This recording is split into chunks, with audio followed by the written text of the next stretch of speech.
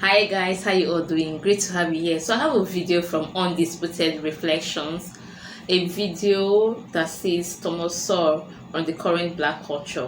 Like it's an old clip, guys. That's what the video is all about. When I grew up in Harlem in the 40s and 50s, I never heard a gunshot. Wow.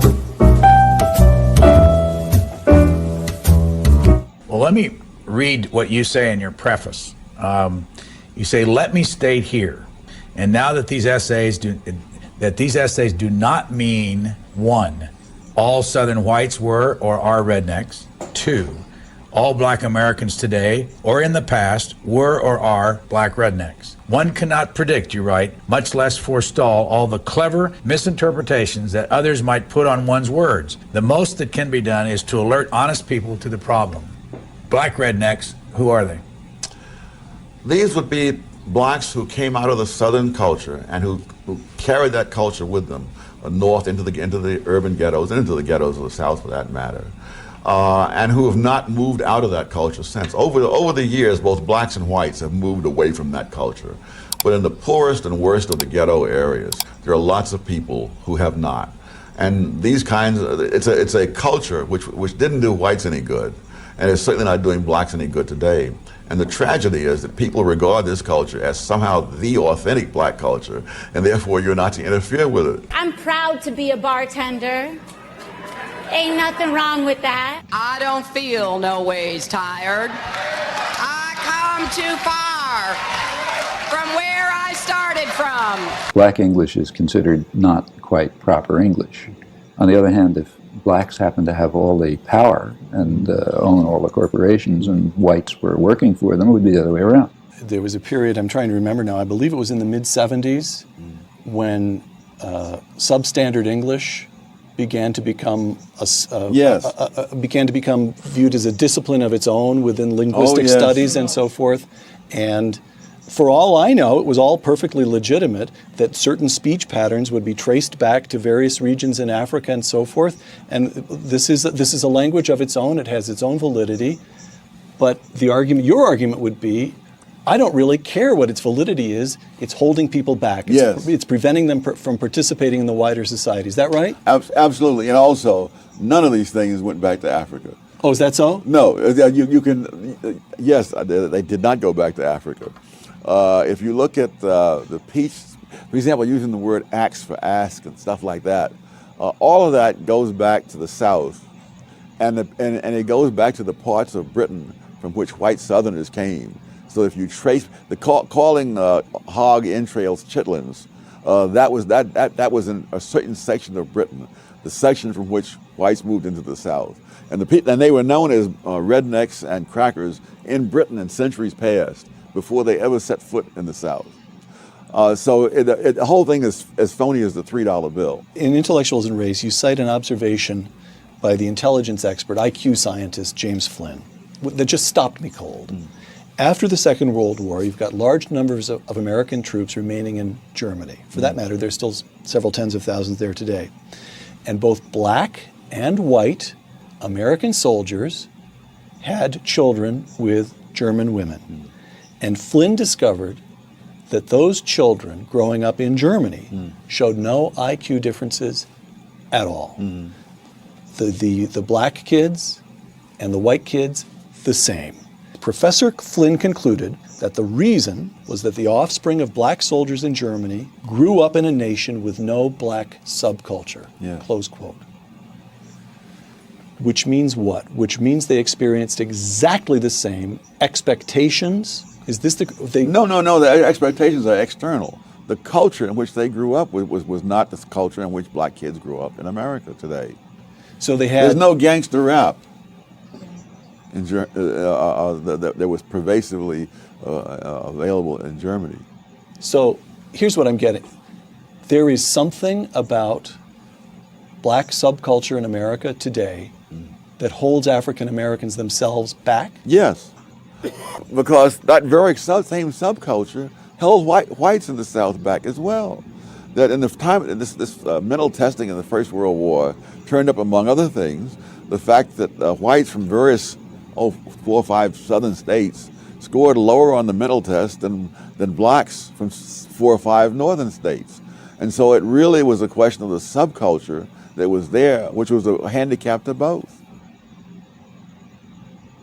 I could go on for days about the social degeneration, but let me give you just one quick example. When I grew up in Harlem in the 40s and 50s, I never heard a gunshot. Now, I'm sure someone fired a gun somewhere in Harlem, but it was not such a pervasive thing that you had to hear it. You know, I have relatives in Washington. I asked them the same question.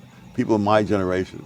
Growing up in Washington, D.C. Yes, and low-income black neighborhoods. Did you ever hear a gunshot when you were growing up? And the answer was no. I have relatives in North Carolina. I asked the same question. No. And now, you know, people in housing projects especially, they put kids, some of them, to bed in bathtubs so that they won't be hit by stray bullets in the night.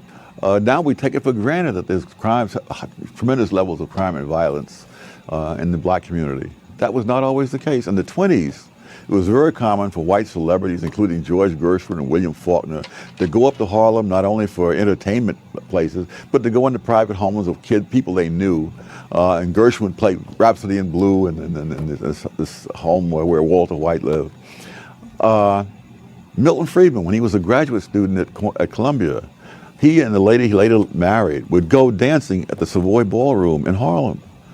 And he said, we had no fear of being mugged or accosted on the street or anything like that. I've heard you say, Tom, when you were a boy growing up in Harlem yourself, your own neighborhood felt totally safe to you. Not totally safe. I wouldn't exaggerate, but there's nothing resembling today. I mean, I did sleep on hot nights. I would sleep out on the fire escape. When I tell people in Harlem that today, they think I'm from another galaxy, you know. But that people slept on the fire escapes in New York and in the public parks in the 30s. All over the city, because it was not a jungle. And you could run through a great number of other things. Children raised without 2 parents present. That was about 22% in 1960. One generation later, it was 67%, and it's gone up a little since then as well. And now the rate among whites is higher than it was among blacks in 1960. Right. I take responsibility. I take responsibility.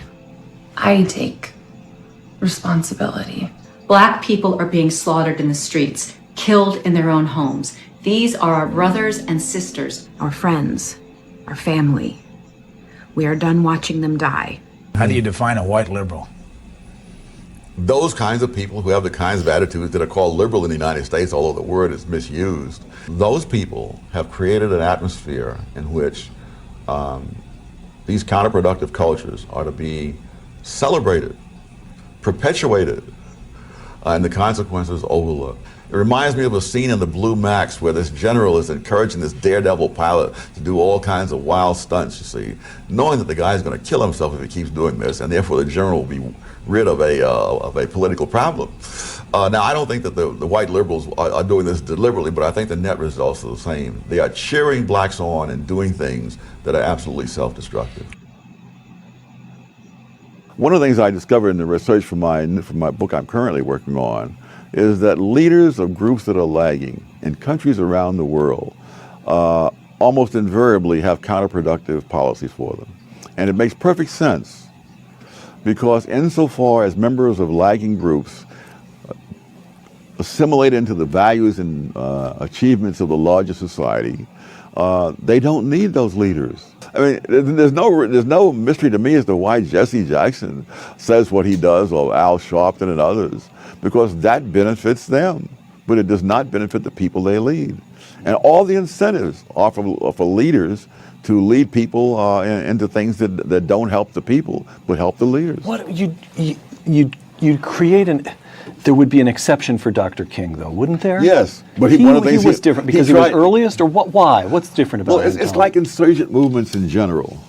When an insurgency starts off, by definition, it has an uphill battle.